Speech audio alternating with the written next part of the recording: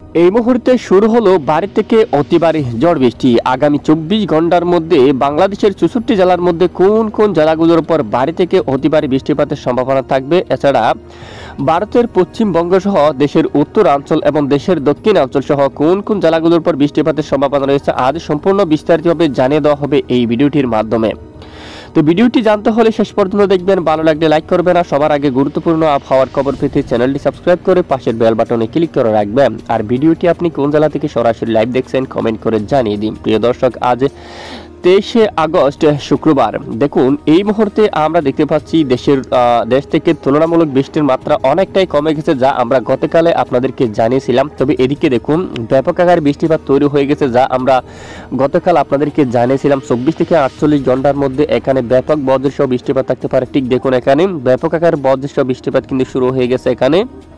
তবে আমরা এদিকে একটু যাবো, যেখানে বন্যার পরিস্থিতি তৈরি হয়েছিল। এখানে দেখুন, কুমিল্লা থেকে শুরু করে আশেপাশে সবটুকু এলাকায় এখানে বন্যার পরিস্থিতি কিন্তু তৈরি হয়ে গিয়েছিল। ইতিমধ্যে এখানে বৃষ্টির মাত্রা অনেকটাই কমে গেছে অলরেডি। আমরা দেখবো আগামী 24 ঘন্টায় বৃষ্টিপাতের সম্ভাবনা কতটুকু। এখানে সেনবাগ থেকে শুরু করে ফরিদগঞ্জ, এখানে লাকসাম, আগরতলা, ব্রাহ্মণবাড়িয়া, ব্রাহ্মণপাড়া, এখানে দেখুন সবটুকু এলাকায় মূলত আংশিক মেঘলা আকাশ নিয়ে পরিষ্কার হচ্ছে আকাশ ধীরে ধীরে।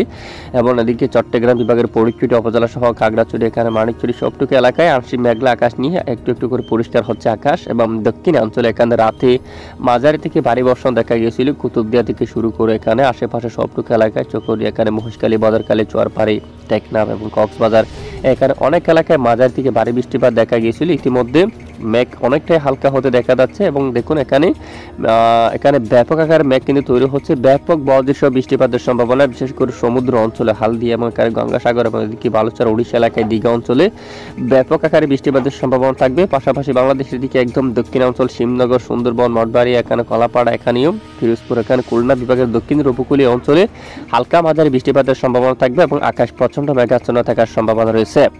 এবং ঢাকা বিভাগের বেশ কিছু এলাকায় ইতিমধ্যে আমরা দেখতে পাচ্ছি আকাশ আংশিক মেঘলা নিয়ে পরিষ্কার রয়েছে। ফরিদপুর থেকে শুরু করে নাগারপুর, পাবনা এবং সিরাজগঞ্জ, এখানে অনেক এলাকায় আংশিক মেঘলা আকাশ নিয়ে পরিষ্কার। তবে উত্তরবঙ্গে আকাশ পরিষ্কার, তেমন বৃষ্টিপাত নেই। এখানে কোনো ধরনের বন্যার পরিস্থিতি নেই।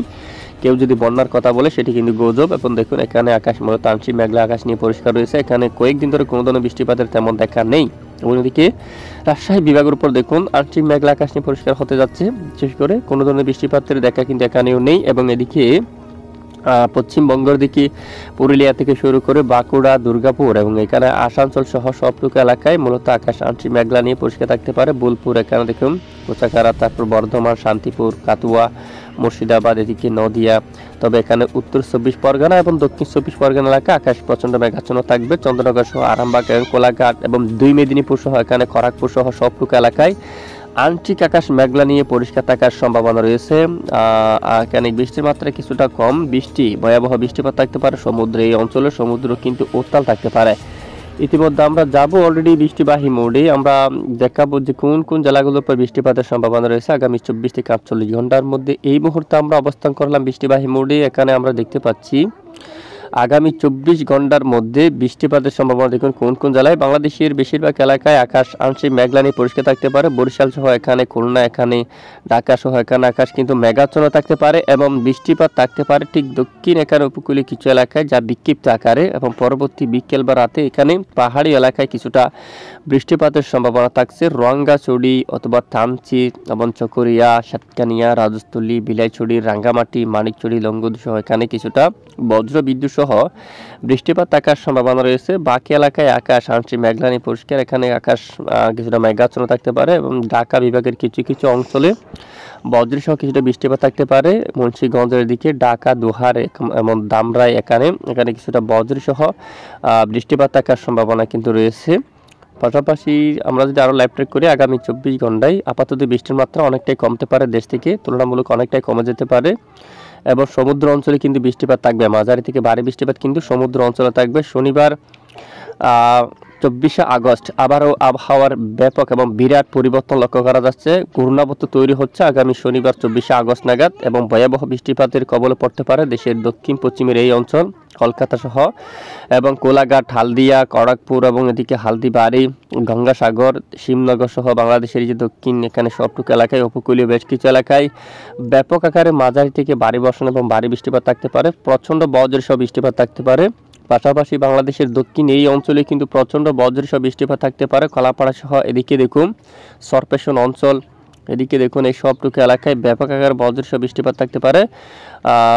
এরপরে যদি আমরা 48 ঘন্টার যে লাইভ ট্রেকটি আমরা দেখতে পাচ্ছি, পরবর্তী 48 ঘন্টার মধ্যে দেখুন এখানে বাংলাদেশের একদম দক্ষিণ অঞ্চল চট্টগ্রাম বিভাগের দক্ষিণের আবারও বৃষ্টিপাতের সম্ভাবনা দেখা যাচ্ছে এবং চট্টগ্রাম বিভাগের পশ্চিমের জেলাগুলোর উপরও, যেমনটা এখানে সন্দ্বীপ পাতিয়া এবং এখানে বিশেষ করে নোয়াখালী অঞ্চল, এদিকে সেনবাগ অঞ্চল, ফেনী অথবা এখানে কুমিল্লা অঞ্চল দিয়ে আবারও বৃষ্টিপাতের সম্ভাবনা কিন্তু উঠে আসছে, মাঝারি থেকে ভারী বৃষ্টিপাতের সম্ভাবনা কিন্তু উঠে আসছে।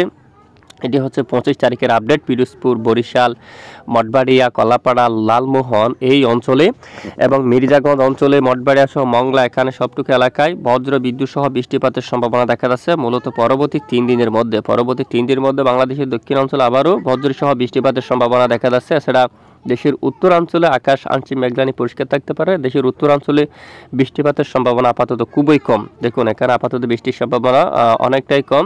পশ্চিমবঙ্গের এখানে অনেক এলাকায় বৃষ্টিপাতের সম্ভাবনা রয়েছে। কলকাতা থেকে শুরু করে দেখুন এখানে সবটুকু এলাকায় খোলাঘাট, আরামবাগ এবং এদিকে বাঁকুড়া সহ পুরুলিয়া সহ এখানে খড়গপুর এবং হালদিয়া সহ গঙ্গাসাগর সহ এখানে হালদিয়া বেশ কিছু এলাকায় প্রচণ্ড মাঝারি থেকে ভারী বৃষ্টিপাত থাকার সম্ভাবনা রয়েছে। এবং আমরা দেখব সমুদ্র কতটা উত্তাল থাকতে পারে। দেখুন ঘূর্ণাবর্ত নিম্নচাপ অলরেডি তৈরি হতে যাচ্ছে এবং যার ফলে সমুদ্র অঞ্চল খুবই উত্তাল থাকতে পারে। দক্ষিণ উপকূলীয় অঞ্চলে ঘন্টায় ঝড়ো বাতাস থাকতে পারে কত কিলোমিটার, প্রায় 50 কিলোমিটার পর্যন্ত এখানে সমুদ্র উত্তাল থাকতে পারে। তো আবহাওয়া অধিদপ্তর থেকে অলরেডি সতর্ক সঙ্গে রাখছে। এখানে যদি আমরা একটু দেখি, এখানে দেখুন চট্টগ্রাম সহ এখানে পরিচিত উপজেলা এবং এদিকে বিশেষ করে সেনবাগ সহ সবটুকু এলাকায় এখানে ঘন্টায় 45 কিলোমিটার বেগে দমকা বাতাস বইতে পারে। এবং এরপরে রবিবার যদি আমরা একটু দেখি, দেখুন দক্ষিণ উপকূলীয় এই অঞ্চল দিয়ে ঢাকা সহ বাংলাদেশের এইখানে পর্যন্ত দমকা বাতাস থাকতে পারে। কাপাসিয়া অঞ্চলে নাগারপুর, ঢাকা, ফরিদপুর, পাবনা, সিরাজগঞ্জ, সিংড়া, রাজশাহী, মহাদেবপুর, তারপর এদিকে বালুরঘাট, গোড়ারঘাট, রাজীবপুর, সরিষাবাড়ি, ময়মনসিংহ, রংপুর, দিনাজপুর, ঠাকুরগাঁও সহ সবটুকু এলাকায় দমকা ঝড়ো বাতাস থাকতে পারে দেখুন এখানে।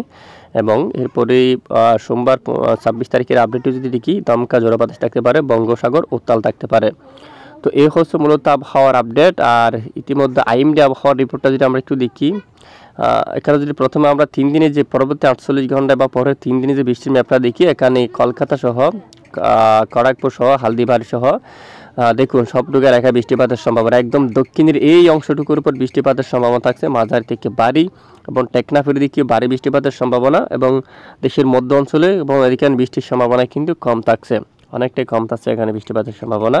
এবং আইএমডি আবহাওয়ার রিপোর্টটি ইতিমধ্যে যে আমরা একটু দেখি, মিজোরামপুর এখানে কিন্তু ভারী বৃষ্টিপাতের সম্ভাবনা কিন্তু রয়েছে। এখানে দেখুন ভারী কমলা সতর্কতা জারি করা হলো, ভারী বৃষ্টিপাত বিকেল নাগাদ এখানে বৃষ্টিপাত হতে পারে। আর এই মুহূর্তে মূলত দেশের উপর আকাশ আংশিক মেঘলানি পরিষ্কার থাকতে পারে। তো এ হচ্ছে আজকের আবহাওয়ার গুরুত্বপূর্ণ রিপোর্ট। এতক্ষণ আমাদের সঙ্গে থাকার জন্য ধন্যবাদ।